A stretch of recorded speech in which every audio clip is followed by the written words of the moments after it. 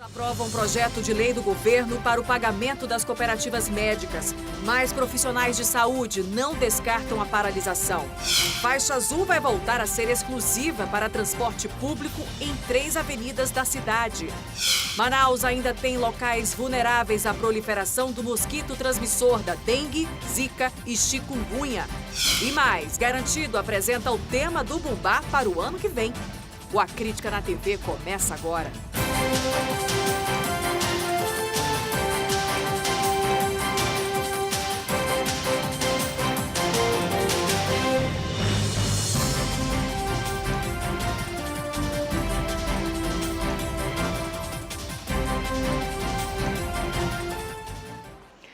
Olá, muito boa noite para você. Amanhã foi movimentada na Assembleia Legislativa. Os deputados do Amazonas aprovaram hoje o projeto de lei que garante o pagamento da dívida com os terceirizados da saúde. Apesar da decisão, os profissionais não descartam uma paralisação caso não recebam pelo menos 3 meses de salário. O projeto de lei foi aprovado pelos deputados na manhã desta quarta-feira em caráter de urgência.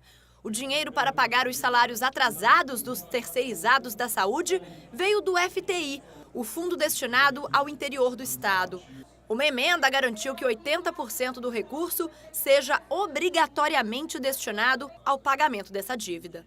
O que a gente quer evitar nesse momento é principalmente a paralisação dos serviços e eu acho que isso tem que servir de lição, inclusive para esta Casa Legislativa que durante os últimos anos ficou omissa e não fiscalizou os gastos na saúde, fazendo com que a situação chegasse ao ponto que chegou agora.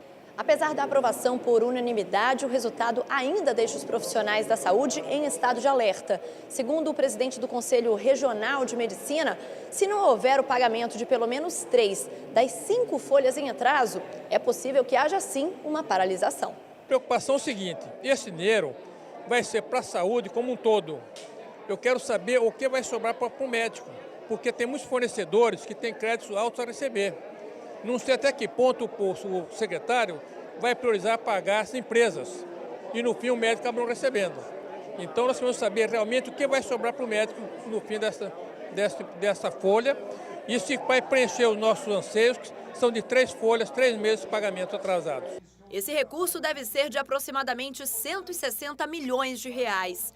E a forma com que esse pagamento será feito e para quais setores será destinado também preocupa o Conselho Regional de Enfermagem. Acha que tem que ter uma fiscalização mais efetiva, tem que estar passo a passo acompanhando essa transferência desse recurso para que realmente chegue ao profissional que está lá na ponta, que ele não fique retido na empresa, né? Que ele chegue e realmente contemple o profissional lá que está, inclusive agora, né, trabalhando, né, que está com o salário atrasado. Este parlamentar diz que essa aprovação foi uma medida de urgência e que o começo do próximo ano vai precisar de atenção especial da próxima gestão.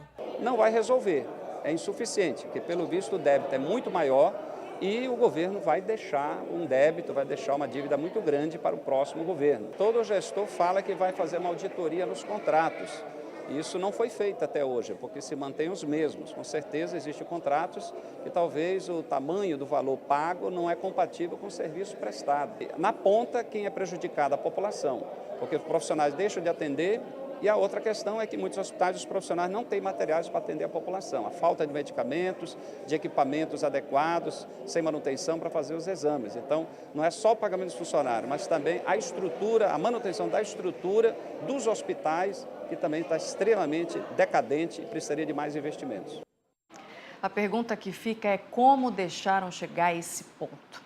Por falar em falta de estrutura, uma pesquisa do Conselho Federal de Medicina apontou que o Amazonas é o 21º estado do país em investimentos na saúde da população. Para os especialistas, os principais motivos desse descaso são a falta de comprometimento dos governantes, ou seja, a falta de vontade política mesmo e, claro, a corrupção. A Yasmin tem 7 anos e sofreu uma lesão no ombro no momento do parto.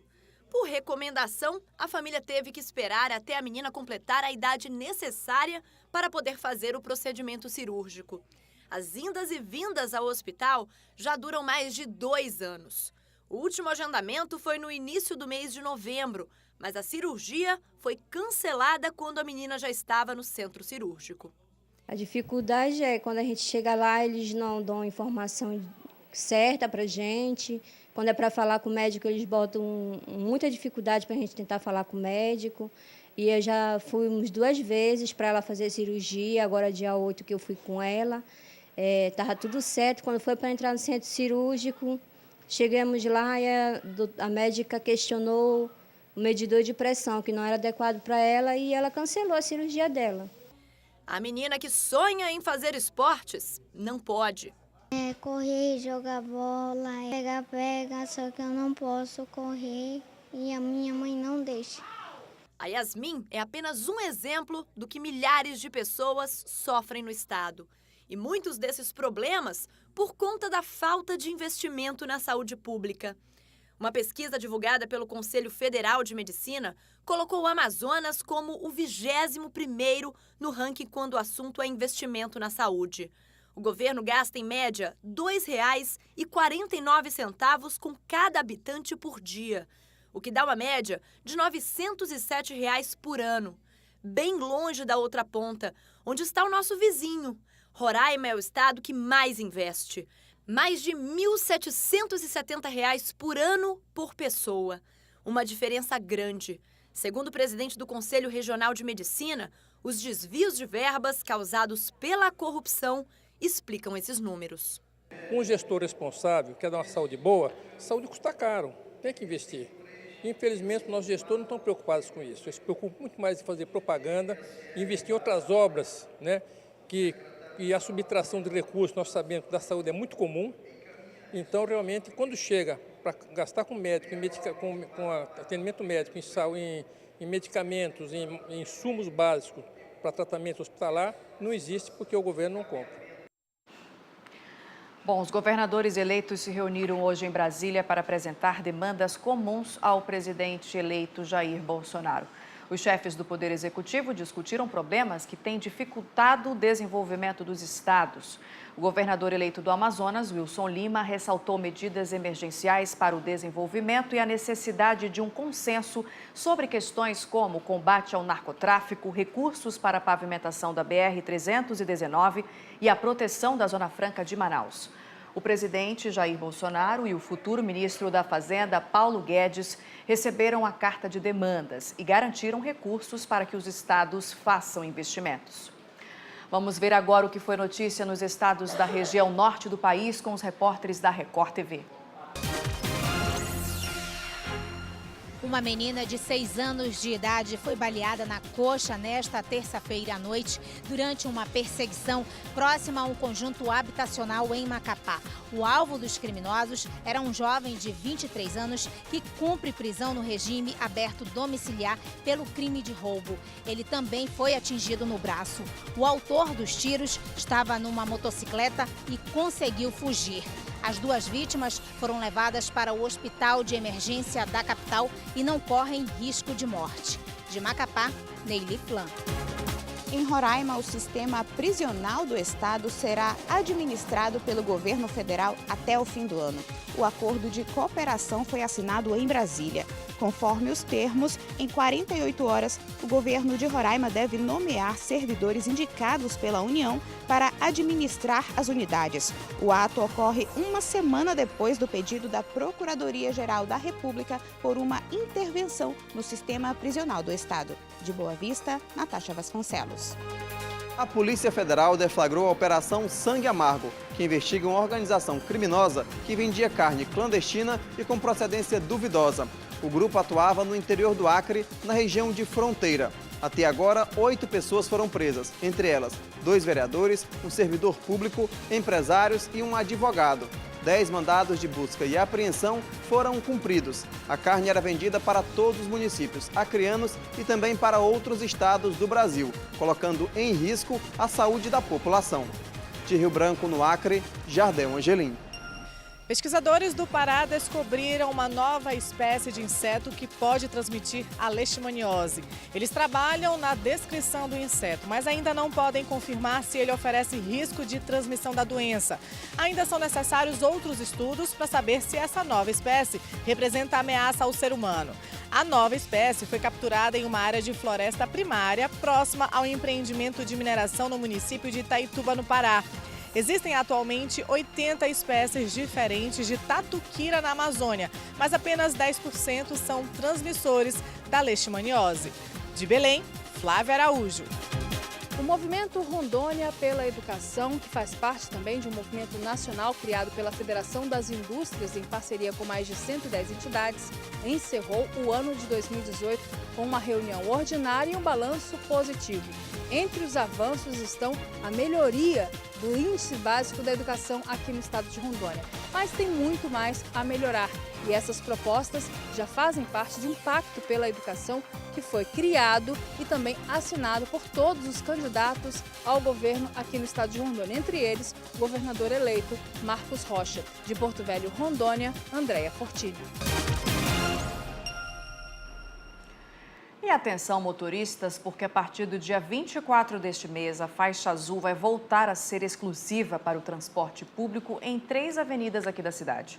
Os condutores já estão sendo orientados e quem desobedecer vai levar multa. Desde março, a faixa azul exclusiva para ônibus articulados e outros veículos, como táxi, ambulância e transporte escolar, estava liberada por causa de uma obra na Avenida Djalma Batista. Mas, nesta quarta-feira, os agentes do Manaus Trans voltaram a orientar os motoristas para que não usem livremente essa faixa. De hoje até o dia 23, faremos um trabalho educativo. Do dia 24 em diante, os veículos que persistirem em trafegar na faixa azul, que não estão permitidos trafegar, serão autuados. A multa pode chegar a quase R$300, mais 7 pontos na carteira. E segundo a SMTU, a volta da proibição é também porque a frota de ônibus deve aumentar. A partir do dia 24 serão mais 18 ônibus com ar-condicionados.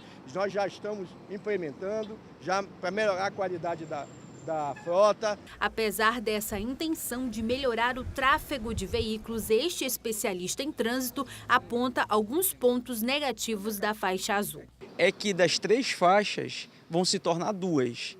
Então, os veículos que estavam utilizando a faixa da esquerda automaticamente terão que se dividir entre as outras 2 faixas. E tem entrada e saída de veículos também, então vai atrapalhar mais ainda. Automaticamente não tem jeito, isso cria uma retenção muito grande no fluxo. Para alguns motoristas, também a faixa azul ainda não resolveu os problemas do trânsito da cidade. Porque tem ônibus que ficam na parte direita, né? Então atrapalha, que às vezes fica só uma faixa e às vezes não fica nenhuma. Os 3 ônibus ocupando as 3 faixas. Nós precisamos mudar alguns pontos, principalmente questão do ônibus passar num menor espaço, não ficar a cada 45 minutos e passar com mais frequência. Preparem-se para a piora do trânsito e para as multas. Já as faixas das avenidas Maxi Teixeira e Noel Núteus na Cidade Nova continuam liberadas e ainda não tem data definida de quando vão ter o tráfego restringido. Depois do intervalo, Manaus ainda tem locais vulneráveis à proliferação do mosquito transmissor da dengue, zika e chikungunya. Em instantes, agora 7h33, a gente volta já.